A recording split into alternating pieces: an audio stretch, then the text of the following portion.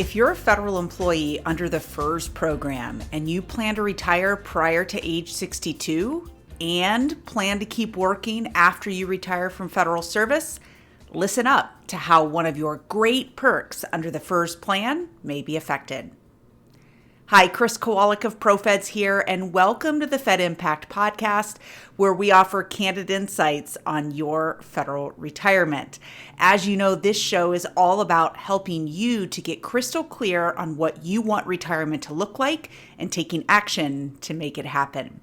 So in our day-to-day work here at ProFeds, we come across a lot of different kinds of federal employees. Now, for those who are under the age of 62, and under the FERS program, most of them have their eyes set on a benefit called the Special Retirement Supplement. And their biggest question that they ask us in our workshops is, how do I not do something silly to lose this benefit? They've heard the rumor mills that there's ways for this to be taken away from them and all of that. And some of that's true, some of it's not. And so we're going to get to the bottom of that today to show you exactly how that works.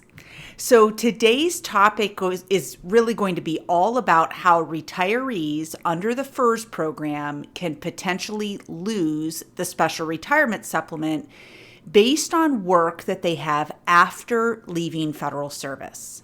Okay. And of course, nobody wants to lose benefits in retirement, but surprisingly, sometimes the odds work in your favor when you do. So stick around to see how. All right. So for our session today, we're going to start by giving a little bit of context on the Special Retirement Supplement, kind of in a general sense. Then we'll talk about this earnings test and what happens if you make, quote, too much money.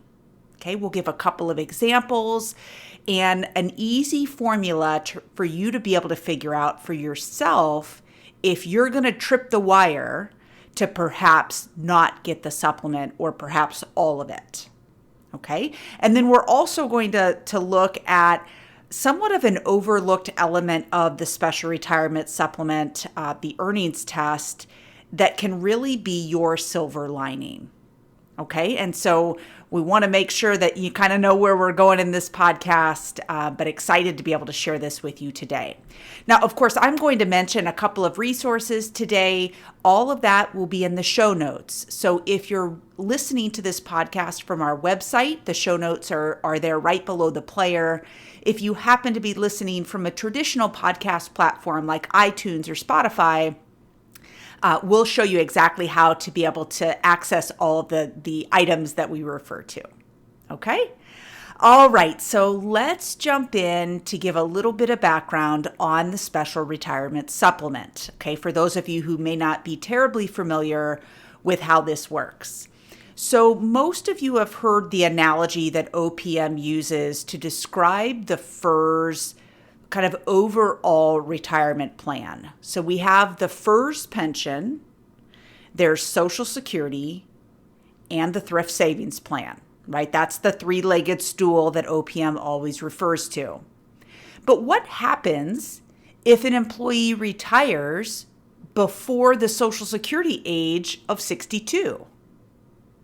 Right? We're kind of sawing off one of those legs, if we're going to use that analogy, and now we have a wobbly stool, and that isn't really what the intention was. Okay, so the Special Retirement Supplement was designed to provide a benefit that was similar to Social Security. Okay, most often we find that it's somewhere between 50 and 75% of the Social Security benefit that someone's expecting at 62.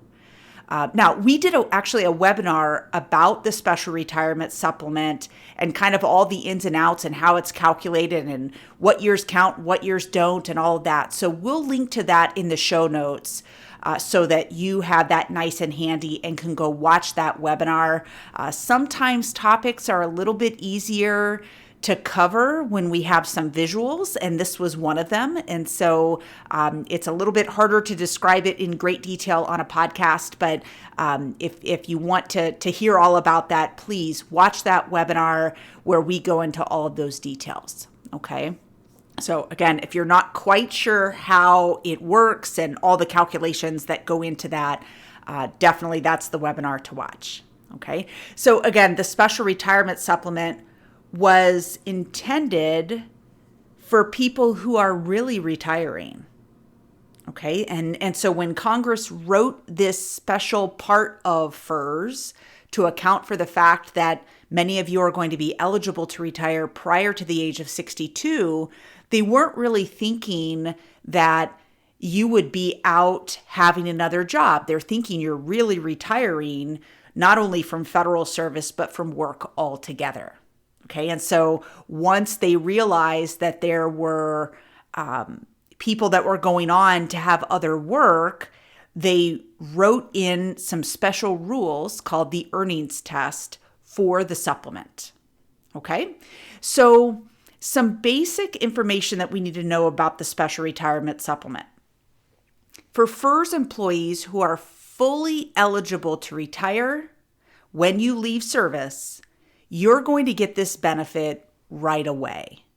And there's always a caveat, right? The right away is that this benefit is payable to you right away, but in good government fashion, you're probably not going to get it for 6 or 12 months. Okay. And so they'll pay you back pay and all of that. So it's not actually going to land in your bank account right away, but it is payable right away. Okay. All right. So there are other groups of people that will still get the supplement, but they're going to get it later. Okay. So people like early out retirees, discontinued service retirees, military reserve technicians, all of these people are going to get the supplement once they reach their minimum retirement age. Okay, so if we have somebody that took an early out at 55, but their minimum retirement age is really 57, there will be 2 years that they do not get the supplement, but once they reach that minimum retirement age, then it will be payable from that point all the way until 62. Okay, but I have 2 very important groups of people that we want to highlight that do not ever get the supplement. Okay, that is those retiring under the FERS MRA plus 10 retirement and deferred retirees.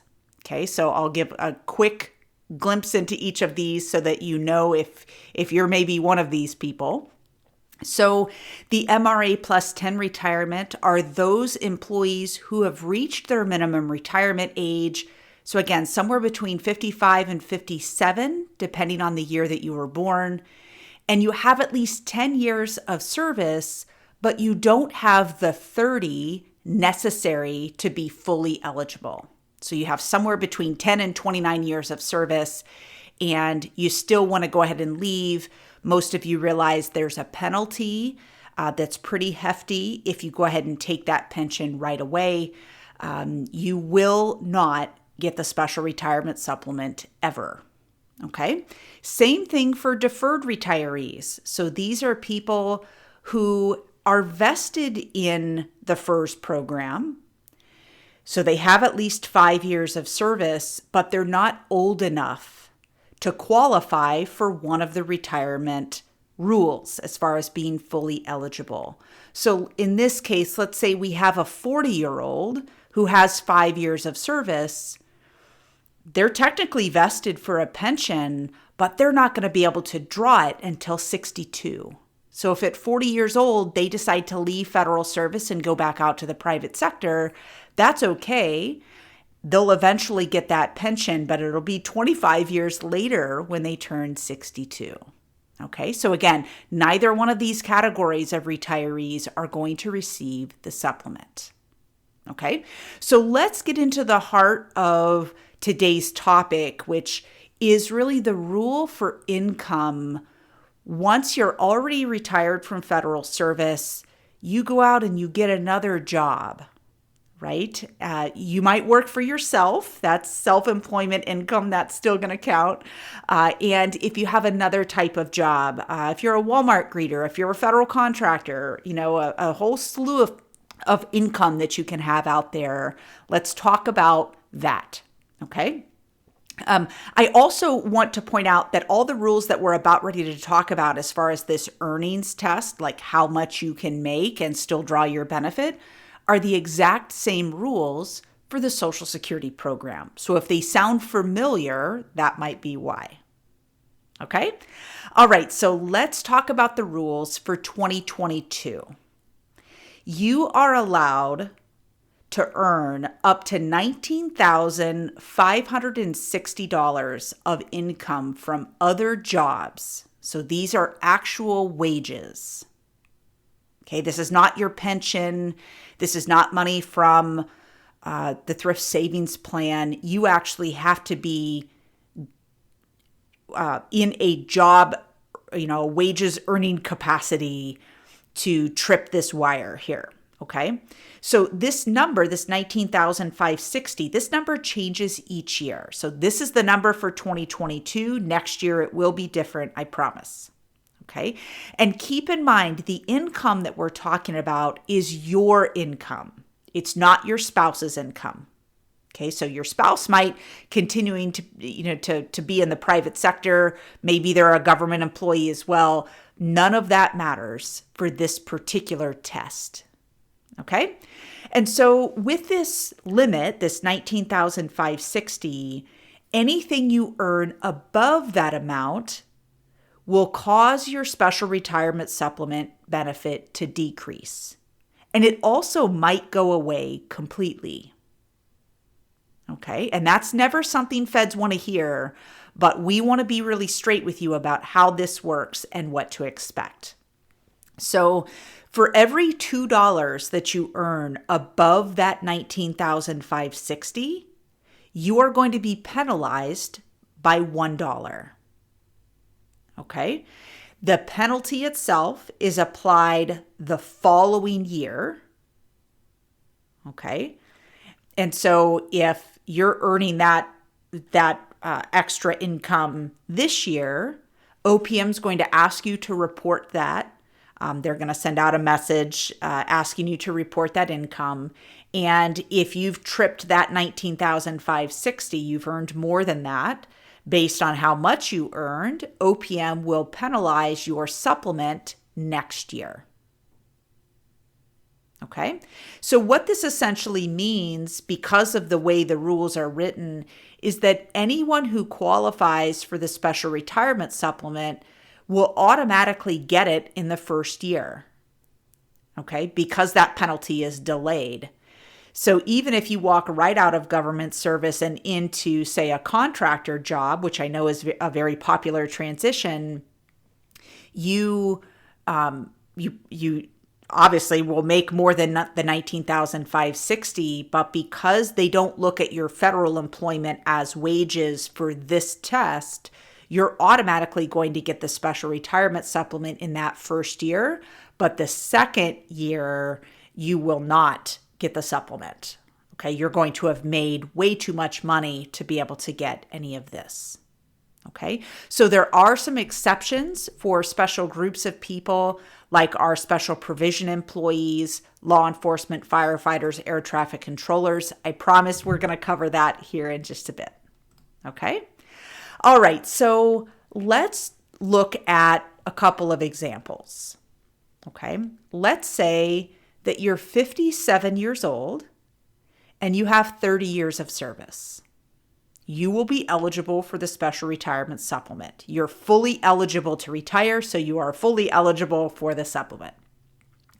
But if you take a job after you retire and you're making $100,000, you will simply make too much money to get the supplement. Okay. Conversely, if you take a job making less than $19,560, you're going to get the full supplement because you didn't cross that threshold or trip that wire for this earnings test to kick in. And if you're somewhere in the middle, we have to figure out what happens with the special retirement supplement. Okay, so you'll probably lose some of it, but we don't exactly know where that threshold is for everybody because it's going to be different. So it's often helpful when we're talking about the supplement to determine what the highest level of income is that would make the supplement go away completely, and then just work backwards from there. Okay, so in order to do this, we need two pieces of information. Okay, we need the amount of the special retirement supplement benefit that you will receive. And we also need to know the allowable earning limit for that year. Okay, so let's pretend for our example that the supplement that you're set to receive with all the calculations is $1,000 a month. Okay, just so everybody can get a sense of how all these calculations work. And if you want to know your calculation, we lay all of that out in that webinar that we link to. So please go listen to that, and you can pencil whip all of your numbers. It's a pretty simple calculation there. Okay. Now we also know the allowable earnings limit for that year is $19,560. We've talked about that number several times today. So here's the trick to figuring out when the supplement goes away completely. You're going to take the amount of the benefit that you are supposed to receive. You're going to double that amount and add the allowable limit. Okay, the allowable earning limit. So in this case, in this example, if your supplement is supposed to be $1,000 a month or $12,000 a year, we're going to take that $12,000 times 2, and we're going to add $19,560. And that tells us that by the time you make $43,560 a year, you have completely made your special retirement supplement go away. Okay, you simply made too much. So that is the limit, that once you make that amount, $43,560 in this example, your supplement is completely gone. Okay? Now, if your benefit is higher or lower than that $12,000 that we're using in our example, your income that would make the special retirement supplement go away will be different. But I wanted to give you that formula to know how to figure out what that top limit is. Okay? But what if you make somewhere between $19,560 and the $43,560 in this example? Well, we're going to take your income, subtract out that $19,560, and divide by 2. Okay, so stick with me here. If you make $30,000, you're going to subtract out the $19,560, which you're allowed to earn, and we're going to divide that number by 2. And that tells us that of the $12,000 a year that you were set to make in the supplement, $5,220 of those dollars will be penalized, meaning you're not going to receive the $5,220 for that year. Okay? So hopefully you followed along with me. If not, you might want to rewind that podcast and listen to that example again. Maybe get out a piece of paper and do some of these numbers for yourself. But it can feel like this formula that doesn't make any sense. But if we just look at how the math works to it, then it makes it a little bit simpler to know how we're going to be affected by this calculation. Okay, so I mentioned that there are some special exceptions for special provision employees. So these are firefighters, law enforcement officers, air traffic controllers. Of course, it's very, very common for them to retire much earlier in life. And so it's certainly possible for their late 40s for them to be eligible to retire as long as they have the right number of years. And because they're fully eligible under their particular retirement system, because they go off some different rules, it would seem unfair for them not to get the supplement. So We know that most people who retire that early aren't really retiring. They're just retiring from federal service. And so there are some special rules for the supplement that are written for this group. So here's how it works. If we have someone under their minimum retirement age, so let's say they're 48 and they retire from a law enforcement position, they're going to receive the supplement from 48 all the way until 62, but there's a catch. Okay, in this case, the catch works in their favor. From 48 until they reach their minimum retirement age, which will probably be 57, there will be no earnings test, meaning they can go out and make as much money as they want from 48 to 57 and draw the entire supplement. Okay? But once they've reached that minimum retirement age, from that point until 62, they will be subject to the earnings test just like everyone else. Okay, so if you're listening to this podcast and you fall into one of those special categories, know that you have some special rules to follow that are really in your favor. So if you're going to go out and make your millions, do it before you reach your minimum retirement age, or at least recognize that you are not going to get the supplement. Okay, so I talked at the beginning about this idea of there being a silver lining. And that is, if you work another job and you're earning additional income, that's a win, right? And I hope that this is a job that you really enjoy. Maybe, you finally left federal service and you're going off to simply do a job that you really find great satisfaction in, and you're earning this extra money. We want to look at that as a win. That's not a penalty to you, but oftentimes feds only look at the money that they're losing by this earnings test and not also look at what is coming in the door. So would you rather have $30, $40, $50, $100,000 coming in the door from a job, hopefully one that you really like, or would you rather sit back and just collect your special retirement supplement payment, which in this example was $12,000 a year? Now, neither one is wrong, but when we're looking just at the sheer math of things, it's great that you've got this extra income coming in. The key is you have to recognize that, let's say you go out and make $50,000. In this example, that would have meant your entire supplement has gone away. You're making $50,000, but in order to do so, you have to give up $12,000 of benefit. Okay? So hopefully this has been a helpful explanation to the earnings test in the special retirement supplement. I know I'm kind of jumping in with the assumption that you have some background on the supplement. Again, if you need to get a refresher, please go listen to that webinar that we did where we dive into all the nitty-gritty on the supplement.